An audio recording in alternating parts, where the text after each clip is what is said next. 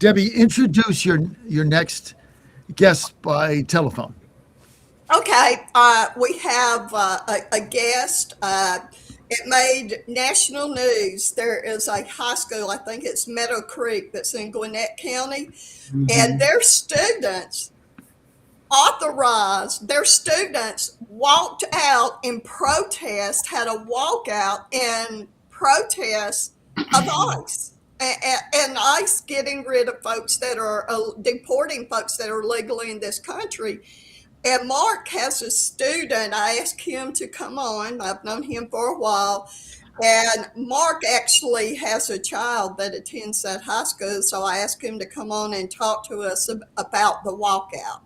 Mark? Hey, this is Mark. And just for clarification, it's actually Paul Duke STEM High School. It's in the same Gwinnett County school system. I went to Meadow Creek in the 80s. But my daughter goes to Paul Duke STEM School in Peachtree Corners, Georgia. So what exactly happened here, Paul? All right. So I was looking at Reddit just a couple days ago, and I saw how Meadow Creek High School was doing this walkout. I'm thinking, oh my gosh, that's horrible. I mean, it's close to home. I went there, and then I get this email from the principal at Paul Duke just yesterday. See, we're going to talk with the students to see what they want to do about, walking out. They said, we're not going to do it during class time. We'll allow them to do it during certain lunch periods. But I wrote him back, and I'm like, this shouldn't be done on any school time at all. I mean, First Amendment issues is one thing. They can protest, even on school property if they want, but not during school hours. The principal wrote me back, and he acknowledged what I said, but he's going to talk to all students and see what they want to do. So it's not like he's prioritizing the educational time during the school day. If they want to protest before or after school hours, not during. That was my issue. Well, because they're organizing and encouraging a protest for a certain political objective, Paul, with their students. I mean, protest is supposed to be organic. If you want to go on social media, your Instagram page or whatever, and you want to do a protest on a Saturday on the football field, have at it. But what the principal was doing was encouraging a political walkout for his political agenda, encouraging people to do that. So, okay, lunch hour, I get to go outside, march around, whatever. But that, to me, is a violation of everything a public school stands for, because now they're taking a political side and ginning up their students to be a part of that. And I agree. And here's the thing. You had Meadow Creek, their students walked out, and they're at the bottom. Their academic standards are in the basement. They are horrible. They need to be focusing on educating children. In Cobb County, thank God, Sally, is Randy Skimmerhorn still on the board? Thank God for Randy, because he's a Republican. The Republicans control the election board, and they issued a statement. They don't control, but they issued a statement saying you cannot walk out during school hours. Right. Sally, is that correct? Celeste, what is your reaction to this? I'm seeing that this is far-reaching across the state of Georgia, that we have organizations, people pouring money into the state to organize at the college and at the high school level. And a lot of these young folks are misinformed. They do not understand the role of the federal officers, and you have a lot of people banking on that in order to get political points. And so our educators, and this is where I want to hear from the schools, the state superintendent on this matter, to make it clear we will not use our schools in order to politicize issues. Now, what you want to do in your free time is all well and good, but there will be strong consequences for anyone violating our rules of conduct, student behavior. So, yeah. And Mark, please keep me updated on. I appreciate you forwarding me the emails from the principal. Keep Certainly. us all updated and continue to fight back against what they're doing. Well, And here's the thing: if Mark hadn't gone to to his old high school, he Yes. wouldn't have known about this. Yes. It's not like the principal emailed all the parents, right? Hmm. So Mark inquired to him and emailed them back. So it's not like, oh, here's a blanket email. So basically, they were doing this on the sly. step. Yes. And if you think about this, folks, if you just think about it, it's, hi, I'm Joe Principal. We're giving you the opportunity to protest ICE on Friday during your lunch period. Yeah.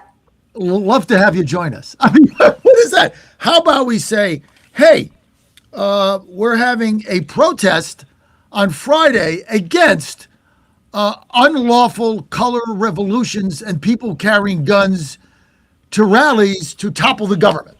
How about if you do that? But no, there's not a protest for that, right? There's only the protest against ICE for locking up illegal criminals, by the way, that raped and murdered women in Georgia. This is just, to me, beyond the pale. It is, and thank goodness for Mark. He's a fighter. Just like I said, I've known him for a while, and he was proactive. Sally, you want to touch on what the Cobb Election Board did and the Yeah. statements they made? So yeah, I was just going to correct you on that one little thing. You said election board, the Board of School Education. board, school board. Yeah, yeah, the School school board. board. So we are very blessed in Cobb County to have David Chastain, who's a conservative that is running again, that needs to be reelected. We have Yes. Brad Wheeler and we have Randy Scamahorn, who are definitely the rocks of the Cobb County Board of Education. And fortunately, we have an excellent, excellent superintendent in Chris Ragsdale, who takes a very strong stance. I just cannot say enough good things about our board in Cobb. Of course, with any state funded government run school, you're going to have things that filter in that do not need to be part of children's lives. And I am thankful that the Cobb Board of Education has been on the front line of that because we, for instance, have one board member who is very woke, who would be very much in favor of, just let all the kids out of school to fill the streets and protest ICE and all that kind of stuff. And, this goes to the 287G program, that is an ICE sponsored program with local sheriff's departments and law enforcement entities that should have been being followed. And in Cobb County in particular, our prior sheriff followed the 287G program to keep criminal illegal aliens out of our communities. And unfortunately, so many of these counties that have had woke people infiltrate the county commissions and the city councils and things like that have said, oh, no, we're not going to participate in the 287G program. And so, this has laid the foundation for the radical rioting that you see, which, of course, to your point, John, is all funded by these these entities, these NGOs that probably, I don't know, but if Black Lives Matter has any kind of relevance here, collect all this money, they fund the protests, they pay the protesters. I mean, AstroTurf. yeah, like, Look, this is a color revolution, a yeah, it is. low level insurrection, organized, coordinated, funded effort to topple the U.S. government. And It is. anybody that's calling it anything else is a clown, because that's I what it agree. is. All you got to do is look at those signal posts. You've got lieutenant governors of states that are basically organizing a protest to overthrow the federal government. That's what they're doing, and they pay them to do it, and they're well Yep. funded, and it's coordinated, and it's put together, and it's no different than any of these other things that you've seen around the world. And for us to sit there and for the libtard fake news media to be calling this protesters and demonstrators and the right to First Amendment, it's all nonsense.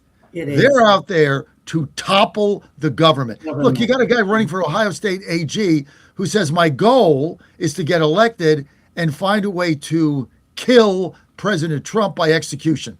Guy's running for attorney general. I mean, you got the guy in Jay Jones in Virginia said, I'm going to put 2 bullets in the majority leader's head and then kill his wife and then his kids. I mean, these people are bat crap crazy, but nobody says a word about him. It's just I that agree. But you do crazy. have school systems like Cobb County standing up saying no protest during school hours. Mark, do you think your daughter will get pushed back or try to be punished by the principal because you emailed him in opposition to what went on at Meadow Creek? I'll tell you what. Yeah, can you hear me? Yeah. Yes. Okay. So I emailed my wife, my daughter, and my mom. My mom was concerned about repercussions against my daughter, but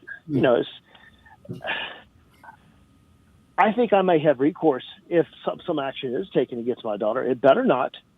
I mean, every time something's happened at all the schools, elementary, middle, and high, if some issue came up with it impacted my daughter's education, I was right there at the principal's office, K through 12. Well, K through 9, now that she's in 9th grade. But the point being, I'm there for my daughter, and I will stand up for her. Well, it's the intimidation factor, right? They want to intimidate you. They want to intimidate parents and saying, there's with a specter, not that they're going to do it, but the specter of repercussions. And, you want to protect your child. So a lot of people say, I'll just let it go. And then you keep letting everything go. And then there isn't anything to let go anymore because they've taken over everything.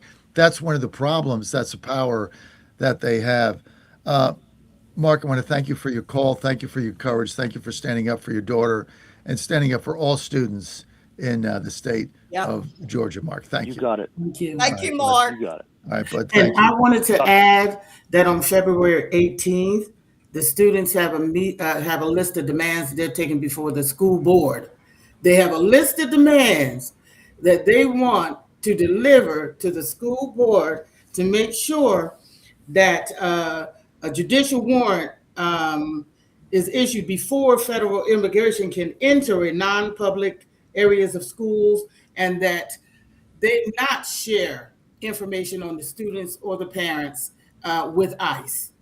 Now, this is their demands that they're going to put before the Gwinnett County School Board. And we need parents like Mark with courage, standing up for their children and standing up, to what these NGOs are doing. These protests are organized. They're not spontaneous. I can remember in the early Tea Party days when I helped co-found it, we were accused of being astroturf. That was the furthest thing from it. It was really a spontaneous movement. We were not backed by NGOs or anything like that. Contrast that with all these leftists and their movements.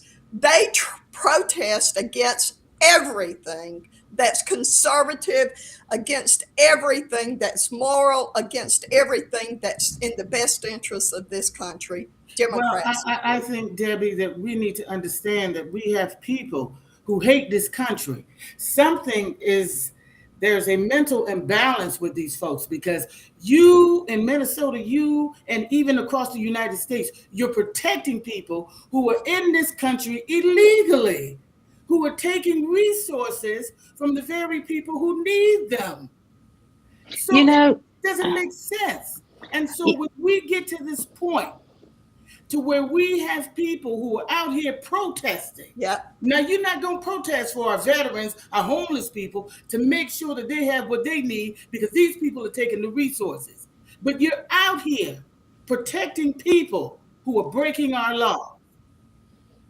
Celestine, you're exactly right. And, John, I'll throw this in there for, food for thought, no pun intended.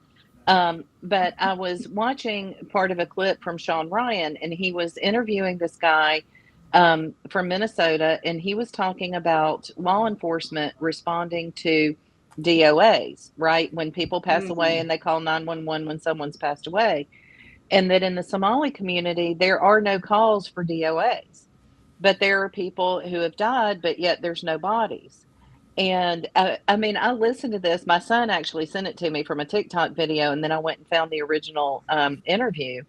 And this guy's saying, who's a law enforcement guy, that in these communities, these very tight knit foreign communities that have come into our country, that these people are passing away, and they have now infiltrated the funeral home business, so they have access to the crematoriums.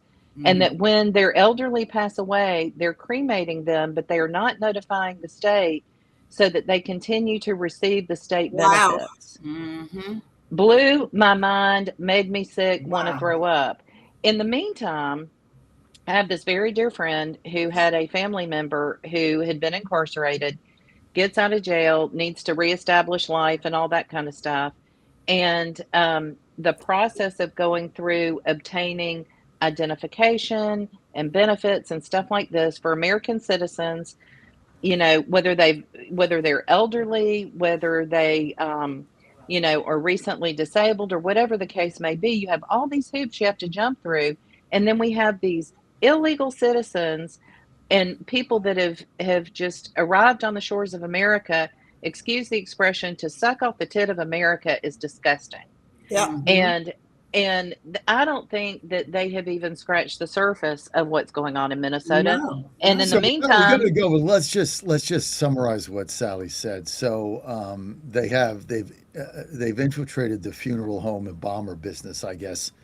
So you have an elderly parent or family member getting a check, welfare, Social Security, whatever. They die. They incinerate the body on the QT. They don't tell anybody. The checks keep coming. You get deposited. Yeah. And this just goes on. I mean, it is so mind-boggling that that's what the they've done. allegation. You can't even. Every day you turn around, there's another scam going on, and they're laughing at us. They're laughing at us, and then you got these idiots in Minneapolis protecting them. I mean, it's Yeah. Right. crazy.